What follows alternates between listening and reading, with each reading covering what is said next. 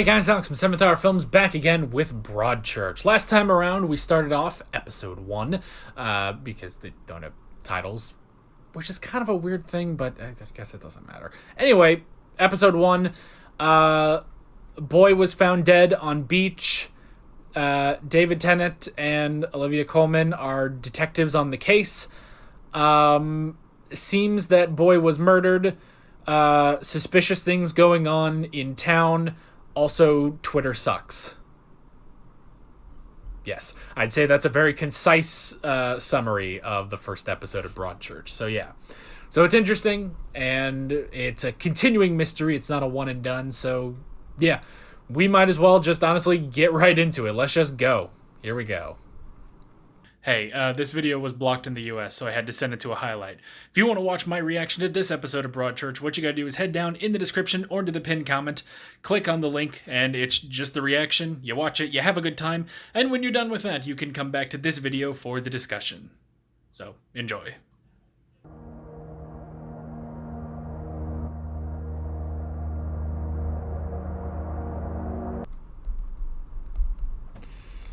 No, maybe he's being framed. We don't know yet. Alrighty.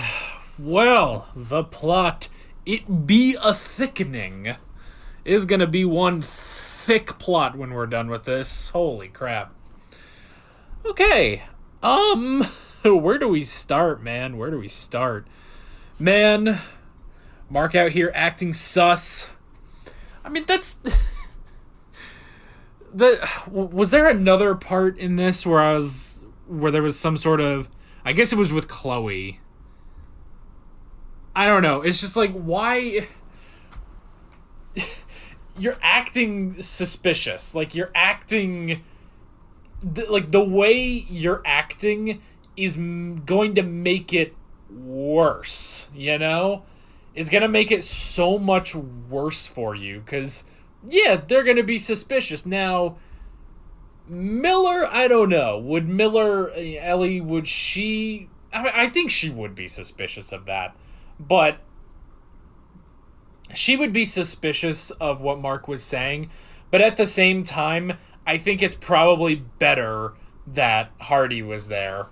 You know? And I will... Well, okay, we'll get into that. First off, okay... We can kind of group some things together. I guess we can start with Chloe. So Chloe, I mean, she gets cocaine. That's serious, man. Cocaine is serious. Like, it's not like, you know, weed or meth even, I think. Like, I think cocaine is more serious than that, you know? So the fact that cocaine was there, that is crazy. And I mean, I guess, you know, because she did say, like, you won't be in trouble if you tell us who you got it from, you know? And she didn't rat out Jacob Anderson. She instead went for the hotel woman who did admit to it. Like, So, okay. Which, this was weird, too, where it's like,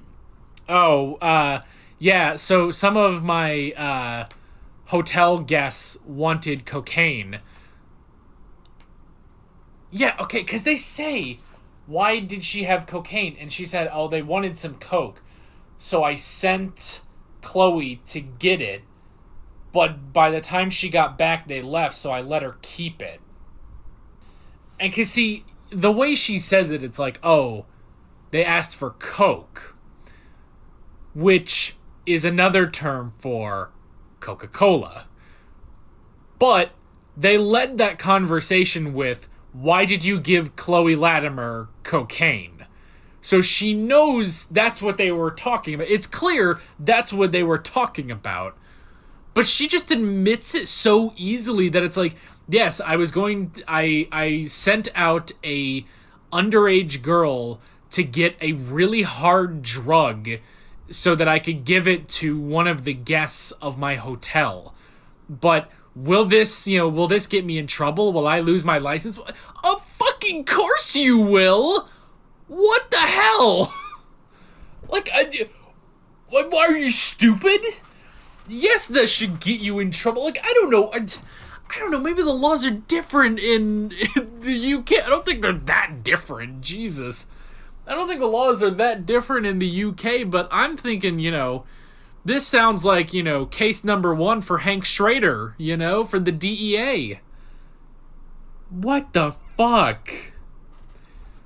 You forced a minor to go get a hard drug, and then when you didn't give it away, you were going to give it away to your hotel guest, but when you didn't, you just let the minor keep it. A minor, it doesn't even matter, I think, that it's a minor.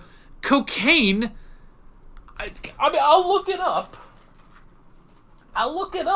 Just to be sure, but I get the feeling I know the answer to, is cocaine illegal in the UK? I think it is. In fact, it already is, because I saw that. But you know what? For simplicity, for the sake of argument, I'm going to look up, is cocaine illegal in the UK? Even though I am 100% positive that it is.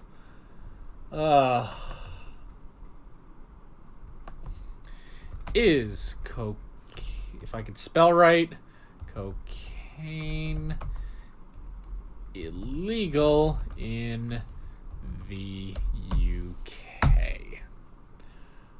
Let's see what answer I find.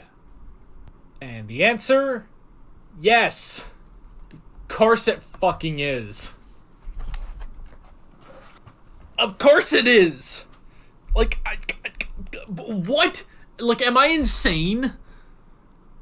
I don't know, man. I don't know. I feel like I'm going crazy. And the dog got up because it's 2:30. He shouldn't be getting out. He probably wants to go out, so I'm gonna go. He probably woke up because I'm yelling all the time.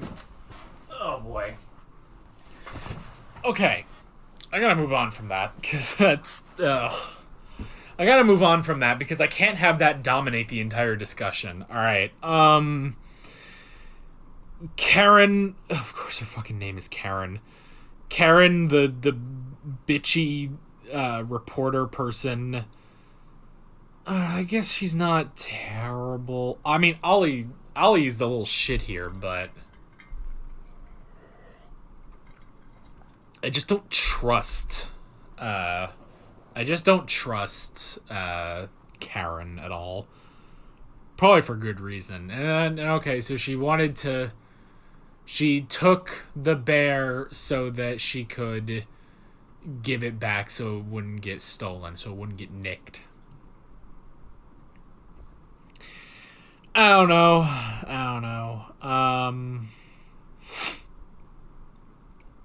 Hardy, he's taking pills. I'm going to guess anxiety pills from whatever happened with the girl with the pendant, and from the what did it called? The Sandbrook murders? Was that what it was called last episode?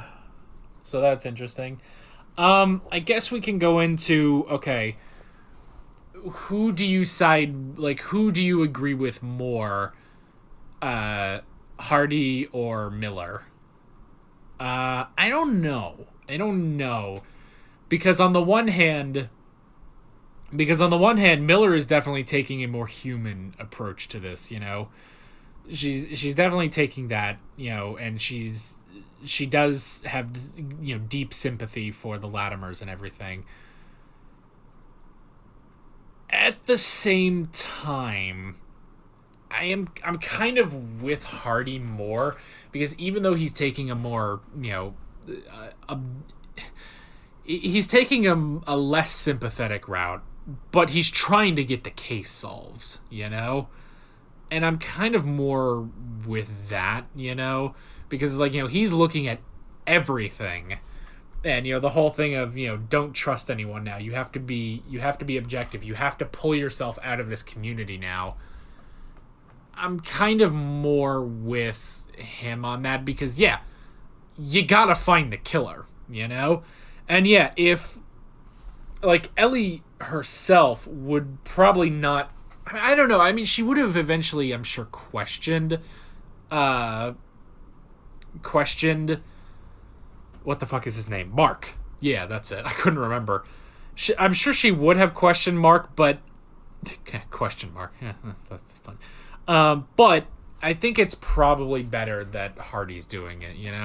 Now, yes, is he a little too cold?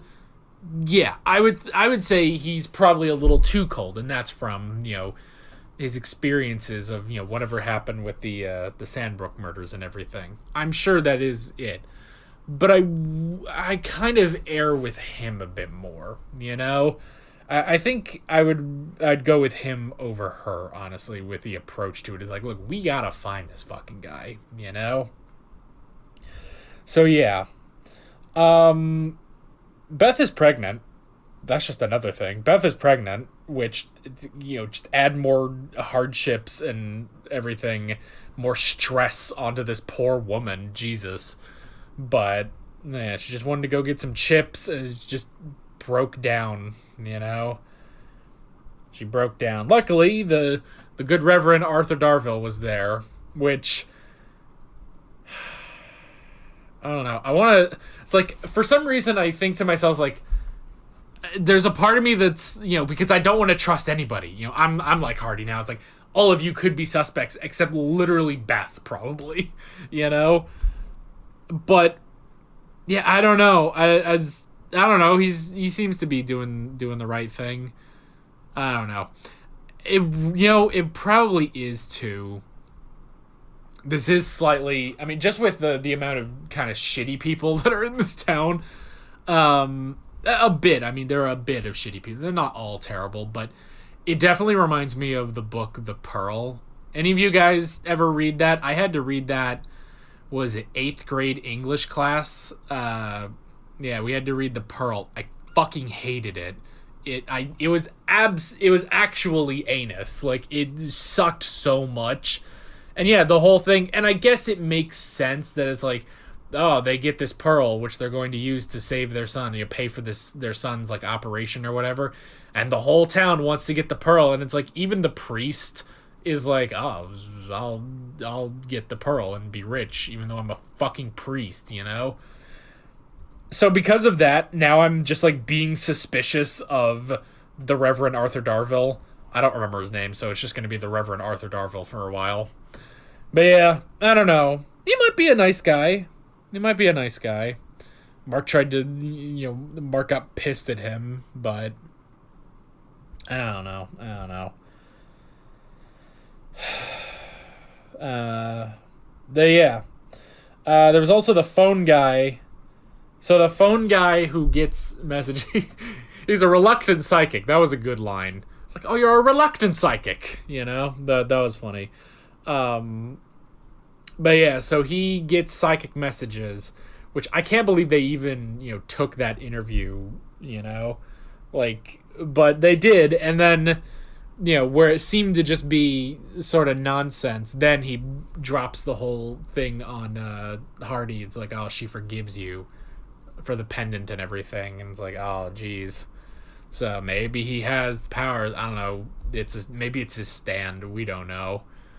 And your next line is, I don't know. Actually, a stand might be very helpful, mainly because I'm thinking like, oh, we need to figure out what happened and stuff. And suddenly I'm sitting here like, man, Abacchio had a great stand. Fucking Moody Jazz. I don't remember which one it was. It was Moody Blues. That was the original name. But it's like, man, every detective wishes they had Moody Blues. In fact, he wished that he had that before he became a mafioso, but that's getting off track. So yeah, there's shit with that, and then okay, people, don't be suspicious. What are you doing? You're deliberately acting sus, which is not good to a police detective, And so first off, there's the creepy woman who apparently has Danny's skateboard, which that's one thing. But then Mark being like, oh yeah, I lied to the police, but I was actually out with a mate all night. It's like, oh, what was his name? I don't know, like, you don't know his name. Like, are you stupid? You like, that is so sus. Like, that is so laughably terrible. Like, what are you doing? And then, yeah, and then they got the prince in the hut, so yeah. Man, oh man. I don't know, why are these people acting sus? But that makes me think, like, oh, they're acting sus? Like, Mark is acting sus? But that makes me think, like, it's not going to be him, you know? I don't know. But I kind of like this episode a little bit more, because last episode was all the depressing shit. This episode, while there was depressing shit in it, I like that, you know, we're getting more of the mystery. And I feel like last episode was all the setup, which is fine. They deserve to do that. But it was all the setup, but with no extra clues going forward, with the exception of the skateboard and the cell phone, knowing that, okay, it wasn't a murder, basically. But now we need to, you know, start getting some more things, and I feel like we got that this episode. So, good stuff all around, and I'm very curious to see where we are going next time. But that is basically it. With all that being said, I'm Alex from 7th Hour Films, and I will see you guys next time. Take care. Alright guys, thanks for watching this video. There's a bunch of links on screen if you want to go click around any of those. There's a playlist for all of my Broadchurch reactions, as well as another video you can go click on if you want. There's also a subscribe button and a Patreon button on screen, as well as other links in the description if you want to go check out any of those. See you guys later.